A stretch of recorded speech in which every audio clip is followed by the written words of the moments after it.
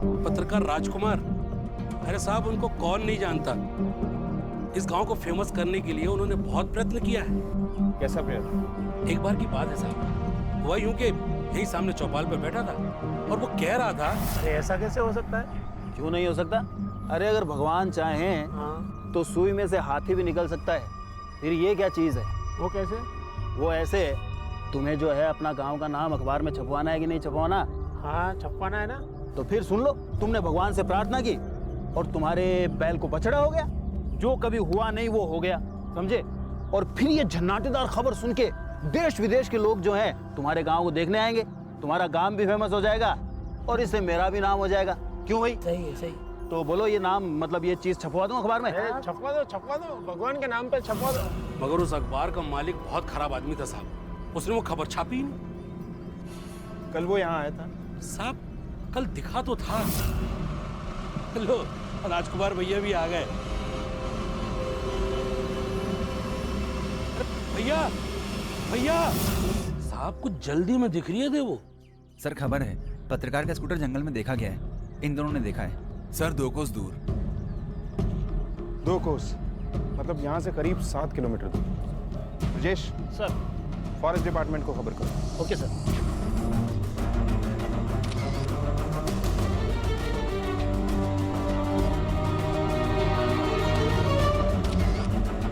Sir मेरे को तो लग रहा है कि वो किसी जंगली जानवर का शिकार बन गया होगा। लूटपाट या पर्सनल दुश्मनी का मैटर भी हो सकता है। एक काम करते हैं सर। सबसे पहले सब जगह अच्छी तरह से ढूंढते हैं। शायद हमें राजकुमार सही सलामत मिल जाए। सर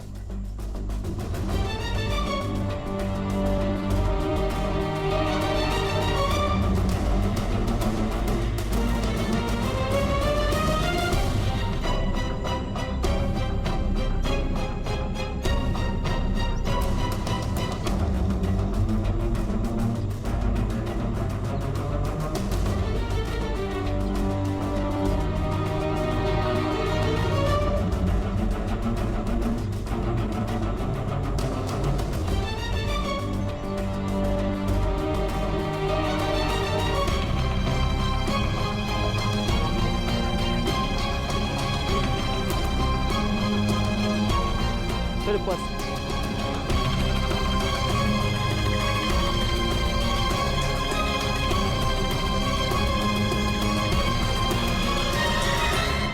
सर, ये काम लूटपाट के इरादे से नहीं किया गया है। अगर ऐसा होता तो अपराधी ये पर्स कैमरा लेकर फरार हो चुका होता। मुझे लगता है ये काम किसी बाघ या जंगली जानवर का है। देखिए इंस्पेक्टर, जंगल के सभी बाघ और तेंदुओं पर रेडियो कॉलर लगाया गया है, लेकिन यहाँ ना तो कोई बाघ है और ना ही बाघ और तेंदुओं के पंजे के निशान, और ना ही कोई ब्लड मार्क मिला है। और हमारे रेडियो पर भी कोई बाघ और तेंदुआ ट्रेस नहीं हुआ है, इसलिए मुझे नहीं लगता कि ये उनका काम है। या फिर ऐसे भी हो सकता है कि उसे जंगली कुत्ते या भेड़िए उठा के ले गए हो, या फिर कोई ऐसा जंगली जानवर जिसको रेडियो कॉलर लगा ही ना हो। इंस्पेक्टर, जंगली कुत्ते और भेड़िए अपने शिकार को ज़्यादा दूर नहीं घसीटते, वहीं चीर फाड़ कर खा जाते हैं। और अगर ये मान भी लिया जाए कि उन्होंने ऐसा किया है तो लाश का कुछ हिस्सा तो मिलना चाहिए था ना। सॉरी टू से इंस्पेक्टर, हम जांच तो आगे करते रहेंगे, बट इस केस को आप दूसरे एंगल से भी देखना शुरू कीजिए, क्योंकि इस एरिया में ऐसे मिसिंग केसेस पहले भी होते रहे हैं और यही मान लिया गया कि जंगली जानवर उन्हें खा गए, लेकिन आज तक उनका कोई सबूत नहीं मिला। ठीक है, राजकुमार की वाइफ को इन चीज़ों की शिनाख्त के लिए बुलाओ। Yes sir. इनमें से ज़्यादातर फोटो किसी काम के नहीं है और इस बात का पता नहीं चल पा रहा है कि वो इतनी दूर जंगल में गया क्यों था। लेकिन डेट से पता चल रहा है कि आखिरी फोटो 2 तारीख को खींची गई, करीब 3:30-4 बजे के लिए। राजकुमार की वाइफ आई। भेज दो सर।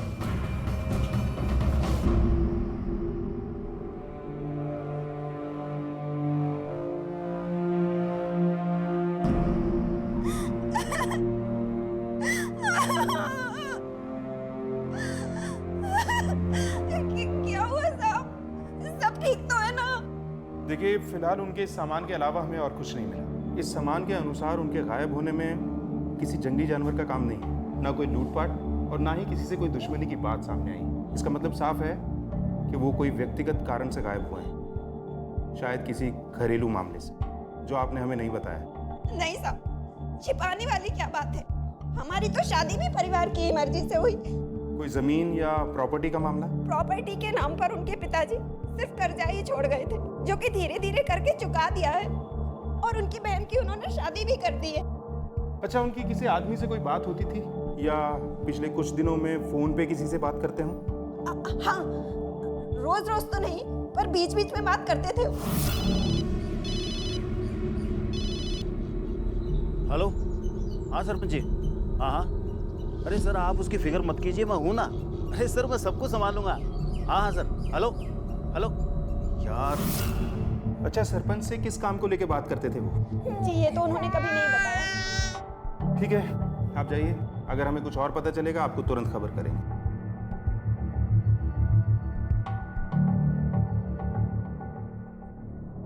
राजकुमार के बारे में अगली खबर भांडेर का सरपंच देगा। अब भैया जैसे उसने हमें देखा तो बोला सरपंच जी गलती हो गई। हमने कहा अच्छा हुआ तूने टाइम से पहचान लिया, वरना लोग तुझे ना पहचान पाते। अरे समता देवी, थोड़ा नमक ला के पानी में डाल दे ताकि पैर को थोड़ा आराम आ जाए। अब मेरी बीवी है, इतनी सेवा तो कर। आइए आइए। नमस्कार इंस्पेक्टर साहब। अरे बैठिए बैठिए, खड़े क्यों हैं, बैठिए। अरे आप भी बैठ जाओ ना, आप लोग क्यों खड़े हो, बैठो। माफ कीजिएगा इंस्पेक्टर साहब, खड़ा होकर आपका सम्मान नहीं कर पाया, पैर में मोच आ गई। आप तो जानते ही होंगे कि पत्रकार राजकुमार गायब थे और हमें पता चला है कि आपकी उससे बात होती रहती थी। जी हाँ, आपकी दोनों बातें सही हैं। मेरी राजकुमार से बात होती थी। क्यों? इंस्पेक्टर साहब, उसे गांव के बारे में जो भी जानकारी चाहिए होती थी पहले सबसे पहले मुझसे आके मिलता था। वो आखिरी बार आपके गांव में देखा गया था और यहीं से वो गायब भी हुआ। वो तो होना ही था। क्यों? क्योंकि इंस्पेक्टर साहब, उसका इस गांव के गुंडे मवाली की जगह के साथ उठना बैठना था। जगह की इस पत्रकार से क्या दुश्मनी थी जो उसे गायब करवाया? इंस्पेक्टर साहब कहना तो नहीं चाहिए, पर वो ढाबे वाला हथियारा है। चुनाव लड़ने के लिए उसने अपने भाई को मरवा दिया था और हो सकता है उस पत्रकार को उसके खिलाफ सबूत मिल गए हों और उसी ने उसे गायब करवा दिया हो। ये कौन है? जी मेरा छोटा भाई है निरंजन, मेरा मंडी का सारा काम यही संभालता है। वो हमारी पत्नी है समता देवी। ये जगह कहाँ मिलेगा? अपने ढाबे पे होगा जनाब, हमें क्या पता।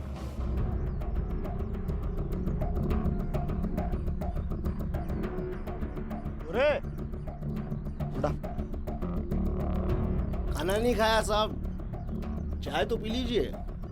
पत्रकार राजकुमार 2 तारीख से गायब है, क्या जानते हो उसके बारे में? हाँ आया था 2 तारीख को हमारे पास। क्यों? दोस्त था साहब, आना जाना लगा रहता था। क्या बात हुई थी उससे? साहब कुछ खास बताया नहीं, बस अपने में ही लगा हुआ था। देख रहे छोरा, यो टाइम हो गयो, चौकीदारी भी करो। ओ भैया, अरे आओ नहीं, आओ आओ। क्यों पत्रकार महोदय, आज कुछ परेशान लग रहे हो? नहीं नहीं, बस ऐसे ही थोड़ा मूड खराब था। हैं काटे मूड खराब? कहीं ले चलोगे तुम्हारे मूड ठीक कराने? नहीं नहीं, देर हो रही है मुझे। ए सुनो ने, ए भैया, ए भैया।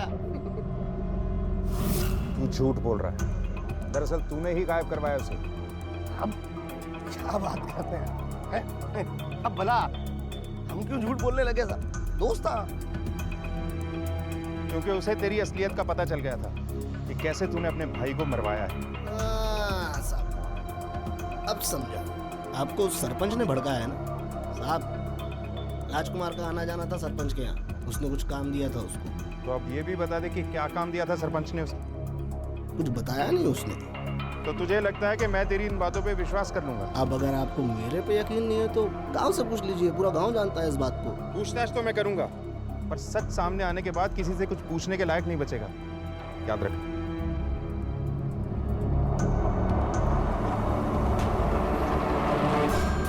ये मामला जितना सीधा दिख रहा था उतना है नहीं। एक के बाद एक कई पर्दे हैं जिन्होंने सच को छुपा रखा है। एक काम करो, राजकुमार की फोन डिटेल्स निकालो और अपने खबरियों से पता करो कि उसकी असली दोस्ती किससे थी, सरपंच से या उस जगह से। सर पृथ्वी, राजकुमार की पर्सनल लाइफ में झांक कर देखो, हो सकता है असली न्यूज हमें वहीं से मिलने वाली हो। Yes sir. ये आपके पड़ोसी राजकुमार और प्रभा, इन दोनों के बीच में कभी झगड़ा होते हुए देखा या सुना हो आपने? हमने नहीं देखा सर, 4 साल से रह रहा। राजकुमार की कमाई कम ज्यादा होती थी, पर उसकी बीवी को उसकी कभी शिकायत नहीं थी। राजकुमार अच्छा इंसान है। किसी से झगड़ा वगैरह? नहीं, किसी से झगड़ा नहीं हुआ उसका। खबरें आज हमारी जिंदगी का एक अहम हिस्सा बन गई हैं। हर वो घटना जो नई हो और असाधारण हो, वो खबर कहलाती है। खबरों के पीछे भागते दौड़ते राजकुमार को अगर तलाश थी तो एक ऐसी खबर की जो उसे एक बड़ा मकाम दिला सके, लेकिन अब उसका इस तरह से गायब हो जाना एक पेचीदा रहस्य बन चुका था। पुलिस को राजकुमार के बारे में अब तक जो जानकारी मिली थी उसने इस केस को और उलझा दिया। अब तक ना तो उसकी किसी से कोई दुश्मनी सामने आई थी और ना ही ये किसी जानवर का काम लग रहा था। तो फिर ऐसा क्या हो गया था कि राजकुमार इस तरह से अचानक गायब हो गया? एक तरफ उसकी पत्नी प्रभा अपने छोटे से बच्चे के साथ उसका इंतजार कर रही थी।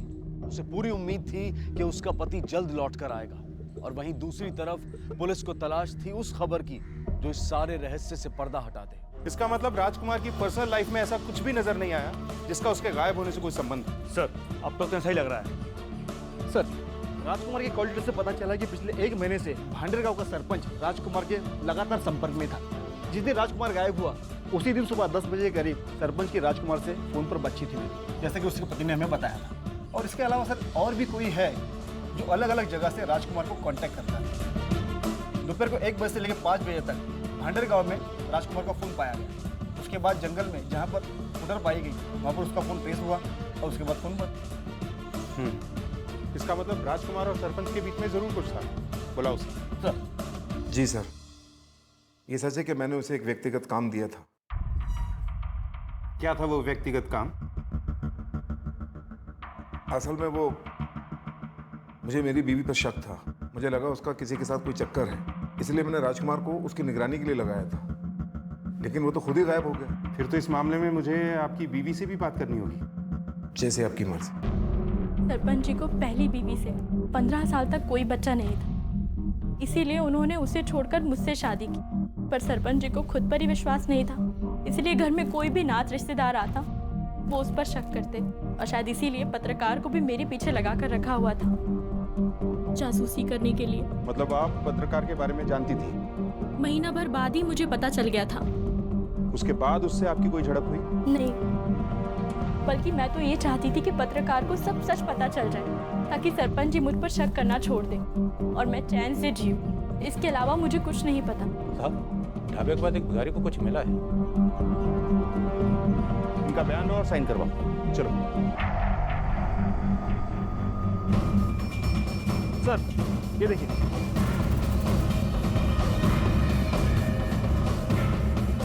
दुनिया कैसे आया? आना खोलने यार।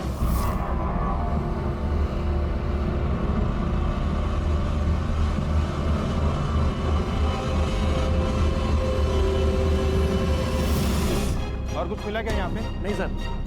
सर, लोगों ने ढाबे को घेर लिया है। लगता कोई बड़ा हादसा होने वाला है। तुम यही रखो, बाकी सब मेरे साथ आओ। हो गया कि उन्हें ढाबे में जानवरों के साथ साथ इंसानों का मांस भी परोसा जाता था। ये खबर सुनते ही सिर्फ भांडेर गांव ही नहीं बल्कि आसपास के इलाकों से बहुत सारे लोग वहां पर जमा होने लगे, और देखते ही देखते उनका गुस्सा ढाबे वालों के खिलाफ फट पड़ा।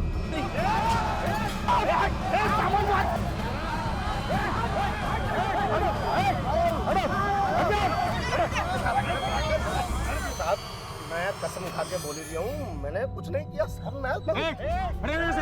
देखो, हमें सख्ती करने पे मजबूर मत करो, हमारे काम में बाधा मत बनो। राजेश सर, ढाबे को सील करो और फॉरेंसिक वालों को फोन करो। सर, इस आदमी को ले चलो। Hello, forensic department. तेरे ढाबे के खाने में और बाजू के कूड़े में इंसान का मांस मिला है और तुझे ही नहीं पता वो कहाँ से आया? अरे तू कुछ संपट ही नहीं पढ़ रही हो ऐसा। मैं जानू यो सब वो सरपंच को क्यों दरो ऐसा। झूठ मत बोल। पत्रकार को तेरे इसी राज का पता चल गया था कि तू ढाबे में इंसानों का मांस परोसता था, इसीलिए तूने उसे मार डाला और जानवरों की तरह काट कर लोगों को परोस दिया। अब झूठ है वो सब। ढाबे का किचन एकदम खुले में पड़ा है। अगर ऐसा कर रहा होता तो तब का लोगों को पता नहीं चल गया होता। पता तो चल ही गया है, और अगर साबित भी हो गया ना तो मार मार के ऐसा पकाऊंगा कि तेरी हड्डियां भी साबुत नहीं बचेंगी।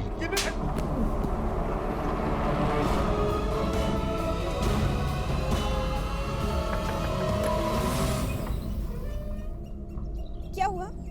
सब ठीक तो है ना? कुछ पता चला? देखिए, अभी तक हमने उम्मीद नहीं छोड़ी है। हमें बस आपके बच्चे का डीएनए टेस्ट कराना पड़ेगा। पर वो किस लिए? ताकि हम किसी नतीजे पर पहुंच सकें।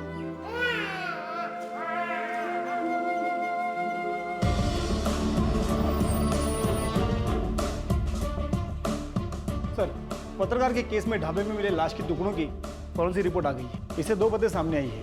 पहला ये कि ढाबे से बरामद कच्चे और पके गोश्त के सैंपल में इंसानी गोश्त नहीं पाया गया, और जो उंगलियां और हाथ हमने बरामद किया था वो पत्रकार का नहीं बल्कि किसी 25-30 साल की औरत का था, जिसकी हत्या 4 दिन पहले हुई थी, ठीक उसी दिन जिस दिन पत्रकार गायब हुआ। लेकिन हमें पहले ये पता लगाना होगा कि वो औरत कौन थी और उसे किसने मारा।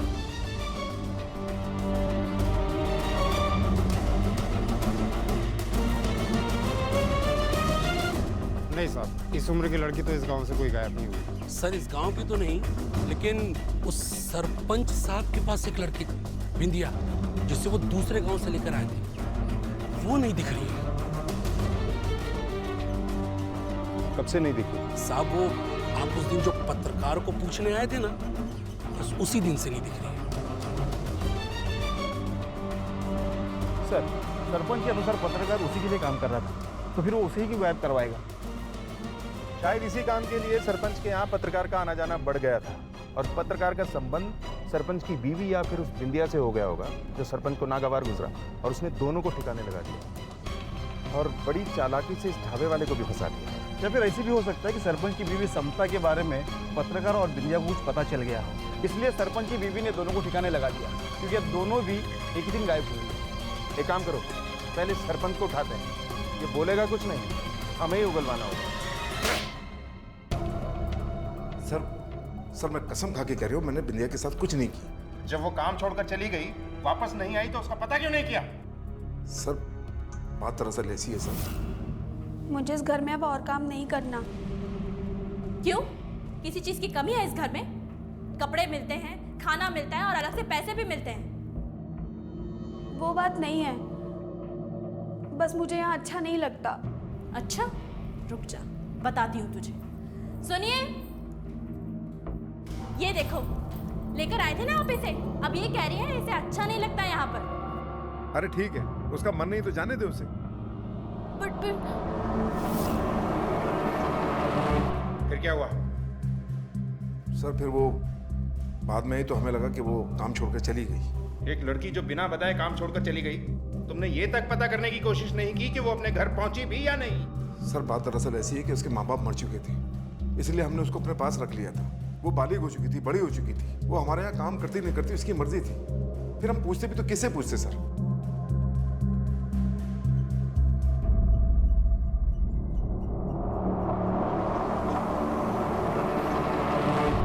सर जाने क्यों दिया उसे? 2-4 डंडे देते तो सब उगल देता। डंडे भी लगाएंगे और ये उगलेगा भी, मगर थोड़े सबूत जुटाने होंगे। सर ऐसा भी हो सकता है ना कि वो पत्रकार का बिंदिया के साथ कुछ संबंध रहा हो और अपनी बीवी को छोड़कर भागना चाहता हो, इसलिए उसने ये सब डामा रचा और उसके बाद खुद बिंदिया को मारकर वो भाग गया हो। अगर बिंदिया के साथ कोई संबंध था भी तो भी उसके पास बिंदिया को इस तरह मारकर ढाबे वाले को फंसाने का कोई कारण नहीं था। फिर भी उसे शक के दायरे से बाहर नहीं रख सकते। हो सकता है काम के बहाने पत्रकार का सरपंच के घर में आना जाना बढ़ गया और उसका संबंध सरपंच की बीवी या उस बिंदिया से हो गया होगा। सरपंच ने दोनों को ठिकाने लगा दिया और उस ढाबे वाले को फंसा भी दिया। सर ये भी हो सकता है कि सरपंच की बीवी समता देवी के बारे में पत्रकार और बिंदिया को कुछ पता चल गया हो, इसलिए उसकी बीवी ने दोनों को ठिकाने लगा दिया, क्योंकि दोनों एक ही साथ गायब हुए थे। संभव तो ये भी था कि हमें इस केस को दूसरी तरीके से शुरू करना चाहिए था। याद है वो फॉरेस्ट ऑफिसर क्या कह रहा था? इस एरिया में ऐसे मिसिंग केसेस पहले भी होते रहे हैं, लेकिन आज तक उनका कोई सबूत नहीं मिला। हो सकता है पत्रकार के साथ साथ बिंदिया का गायब होना इन्हीं अनसुलझे मामलों की एक कड़ी है जिनमें लाश तक भी नहीं मिली। तुम तो यहाँ कई साल से हो, पिछले कुछ सालों में यहाँ से कितने लोग गायब हुए हों? हाँ सर, सर वैसे ही पूरा का पूरा ट्राइबल एरिया है सर, यहाँ तो गुम हुए लोगों की रिपोर्ट भी नहीं होती है सर। लोग सोचते हैं कि उन्हें कोई जंगली जानवर खा गए होंगे। सर बिंदिया की लाश का टुकड़ा बरामद हुआ तो उसे गायब लोगों में कैसे जोड़ा जा सकता है? क्योंकि बिंदिया की लाश अभी गायब है और बिंदिया का हाथ वहाँ मिलना हो सकता है हमें भटकाने की कोशिश हो। सर बिंदिया तो इसी गांव की है और उसकी लाश का टुकड़ा भी हमें यही मिला, इसका मतलब हत्यारे का इस गांव से कहीं ना कहीं संबंध जरूर है। ऐसा करो, आसपास के इलाके के पिछले 2 साल में गायब हुए लोगों की केसेस की फाइल इकट्ठा करो जिनका भांडेर गांव से जरा भी संबंध हो। Yes sir.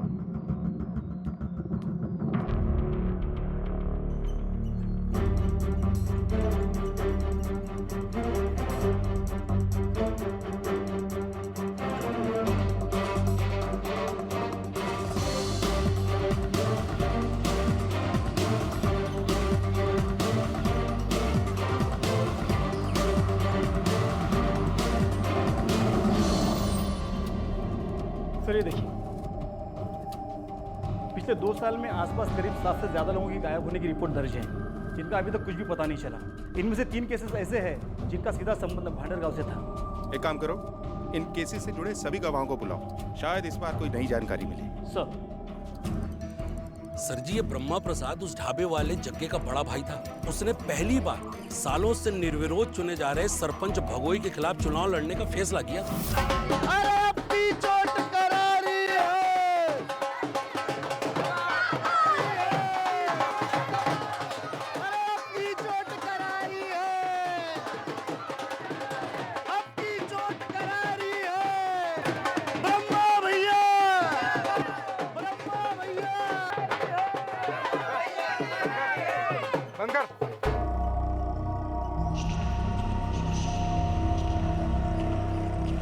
तेरी इतनी औकात कि तू हमारे आगे खड़ा होगा? औकात तो तुम्हारी चुनाव के बाद पता चल जाएगी सरपंच कि कितनी बची रह गई है और कितनी बची। रे जा। क्या बोल दिया रे? भैया के सामने तेरी बोलने की इतनी हिम्मत? हाँ? भैया के सामने तू आंखें मिलाएगा? छोड़ो, छोड़ो इसको। छोड़। इसका तरीका दूसरा है, यहाँ नहीं। अरे अपनी चोट करारी है। उसके बाद ब्रह्मा प्रसाद नदी में नहाने गया तो वापस ही नहीं आया। साहब चंदन नाम था उसका, टैक्सी चलाता था, जग्गा का दोस्त भी था वो। एक बार मंडी में सरपंच के साथ उसकी कहासुनी हो गई।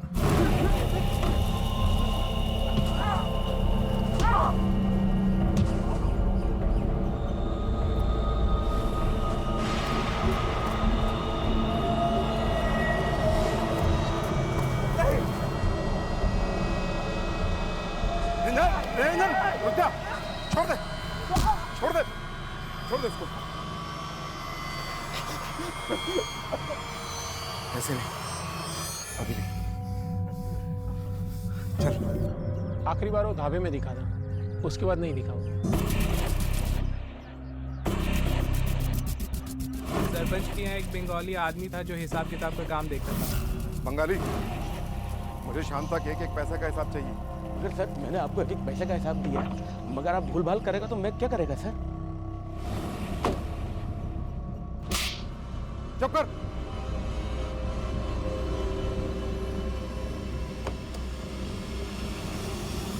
ठीक है, जाओ।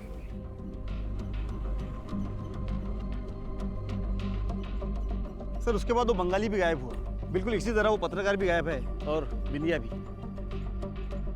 चाहे जो भी हो, मगर ये सच है कि पत्रकार गायब है और बिंदिया की मौत हो चुकी है। और इसके अलावा हमारे पास 3 नाम और हैं जिनका सरपंच के साथ झगड़ा हुआ और वो गायब हो गए। ये सारी बातें सरपंच पर शक करने की ठोस वजह हैं।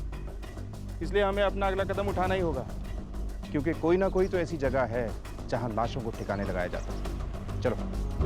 पत्रकार राजकुमार के साथ साथ सरपंच के यहाँ काम करने वाली एक जवान लड़की बिंदिया भी गायब थी।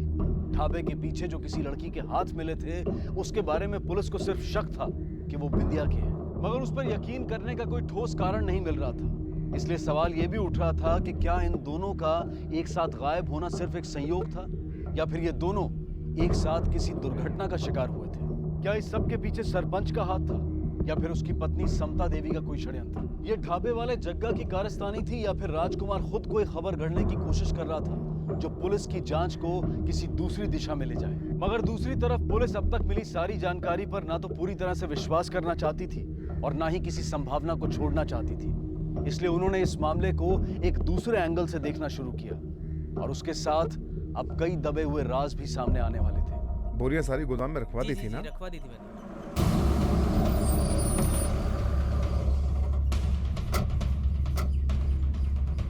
सरपंच हम इस गांव के, ऐसे कैसे मुंह उठा के घुस जाओगे किसी के यहाँ भी? हमारे यहाँ भी बहन बेटियां रहती हैं। हमें हमारा काम मत सिखाओ, इसीलिए महिला पुलिसकर्मी भी साथ में लाए, और हमारे पास परमिशन है कोर्ट का। अंदर चलो, अगर कोई रोके तो उसे भी अरेस्ट कर लो।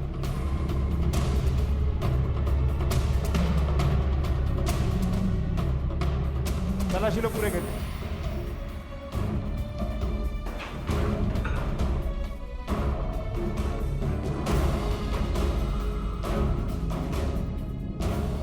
देखो वहां,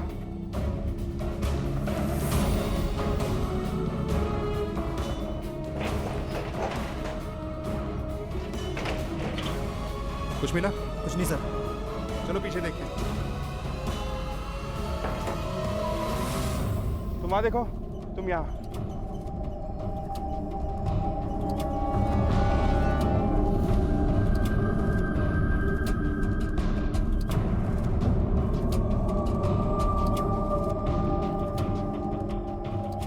यहाँ कौन रहता है?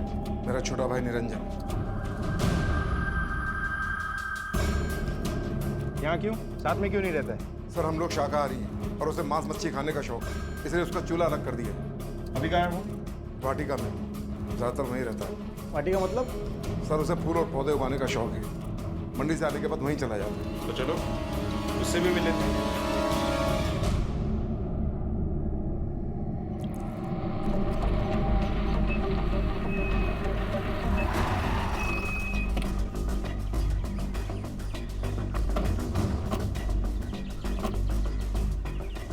सारी जगह की तलाशी लो। Sir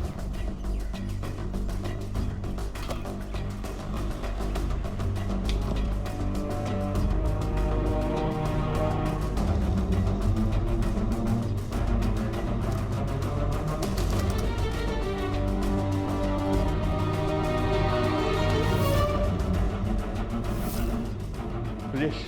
yes sir. ये अलमारियाँ खोलने की कोशिश करो, ना खुले तो ताला तोड़वा देना, मैं बाहर देखता हूँ। ठीक है सर।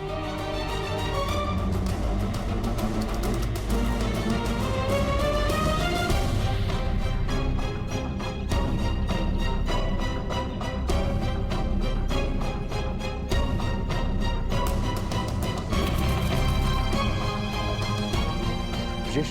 Yes sir. ये तो वही पौधा है जिसकी फोटो पत्रकार के कैमरे में थी, और अंदर वो शेर की फोटो। बिल्कुल सर। इसका मतलब पत्रकार के कैमरे में जिस जगह आखिरी फोटो ली गई थी, ये वही जगह है। हाँ सर बिल्कुल। ले चलो इन्हें, वहीं पूछताछ करेंगे। चलो चल चल। देखिए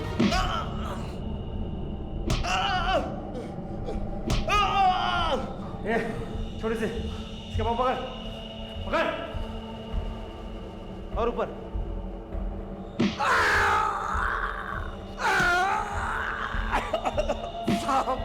साहब मैं कसम खा के कहता हूँ, साहब मैंने कुछ नहीं किया। अच्छा, अभी थोड़ी देर में सब याद आ जाएगा। ब्रजेश लगा रहे।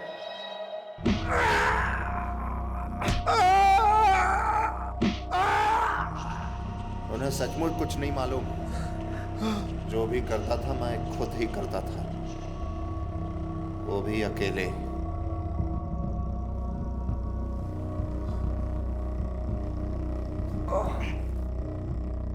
अब ये भी बता दे कि क्या करता था? खा जाता था। क्या बोला? क्या करता था? मार कर खा जाता था।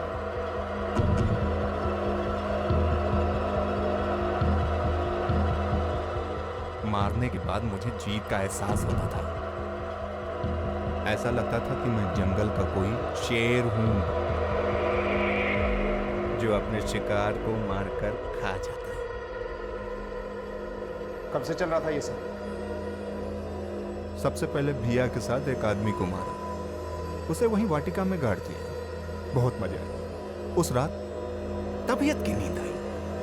फिर जब पता पड़ा कि बंगाली ने भैया के साथ बदतमीजी की,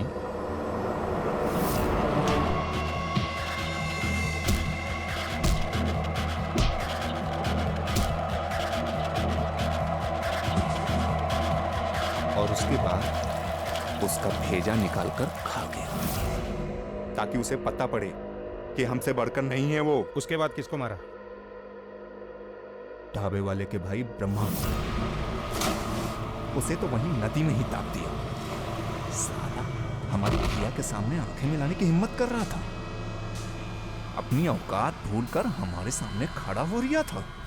सोचा मर गया, मगर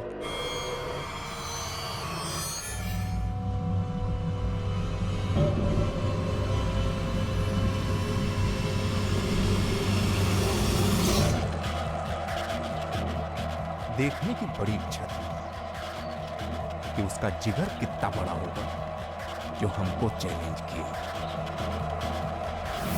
इसीलिए उसके भेजे के साथ उसका जिगर भी पका डाला था मैंने। और फिर इसमें मजा आने लगा। ऐसा लगने लगा जैसे जंगल का राजा शेर होता है, वैसे ही हम भी राजा हैं, जो सामने आएगा मार कर खा जाएंगे। उसके बाद जिसको मारा उसका भेजा खा गया। सच बोलूं तो भेजे से ज्यादा स्वाद दुनिया के किसी चीज में नहीं है। और वो पत्रकार, उसके साथ क्या हुआ? पत्रकार ने बिंदिया को पैसे का झांसा देकर भाभी की जासूसी करने के लिए अपने साथ मिला लिया था। बाद में बिंदिया को मेरे बारे में सब पता चला। उसने जाकर पत्रकार को मेरा सारा राज बक दिया। पत्रकार को डेढ़ होशियारी सूझी। उसको लगा कि इससे बड़ी न्यूज कुछ हो ही नहीं सकती, और वो बिंदिया के साथ मिलकर भाभी की जासूसी छोड़ मेरी जासूसी करने लगा। फिर मैंने बिंदिया को पकड़ लिया और उसी से फोन कराया और पत्रकार को जंगल में बुलवाया।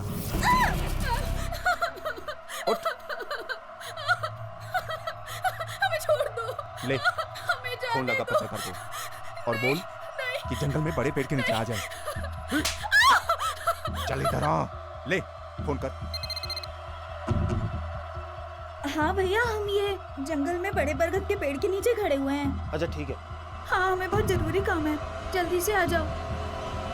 Hello hello.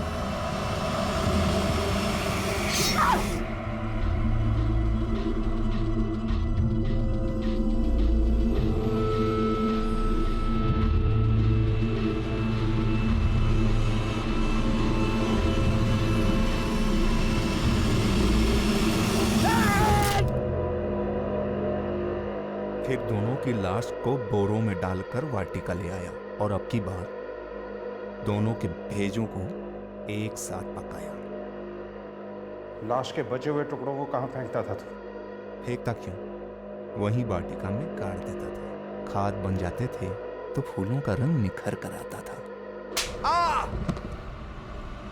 जानवर भी अपनी जात के जानवर का शिकार नहीं करते, तो जानवर कहलाने के लायक ही नहीं।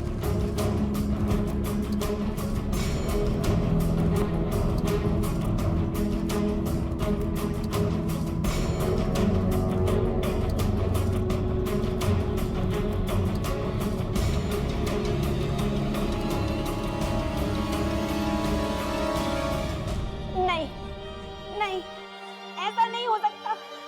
ऐसा नहीं हो सकता कि कोई आदमी मेरे पति को मार के खा गया हो। ऐसा नहीं हो सकता, ऐसा नहीं हो सकता।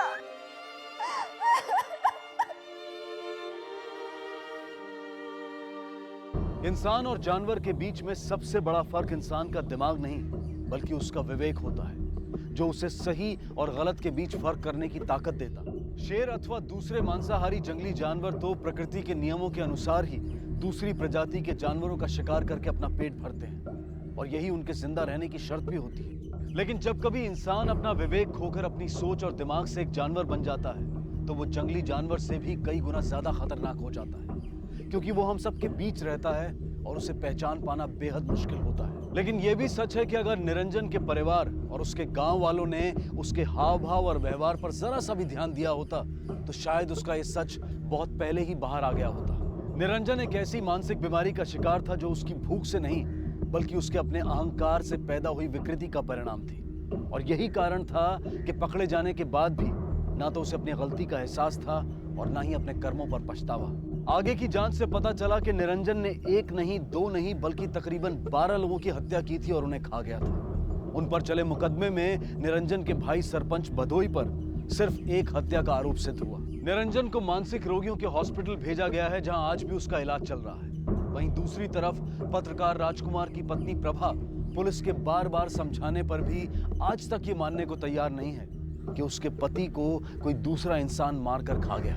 उसे आज भी विश्वास है कि उसका पति एक दिन जरूर लौटेगा। अब वो भोपाल के आसपास कोई छोटा मोटा काम करके अपने बच्चे को पाल पोस रही है। उसकी इच्छा है कि उसका बेटा एक दिन अपने पिता की तरह बड़ा पत्रकार बने। हम उम्मीद करते हैं कि उसकी इच्छा जरूर पूरी होगी। अब मैं अनूप सोनी आपसे विदा लेता हूं। फिर मुलाकात होगी अगले एपिसोड में और खुलासा करेंगे एक और जुर्म का। तब तक अपना और अपने परिवार का ख्याल रखें और देखते रहें क्राइम पेट्रोल डायल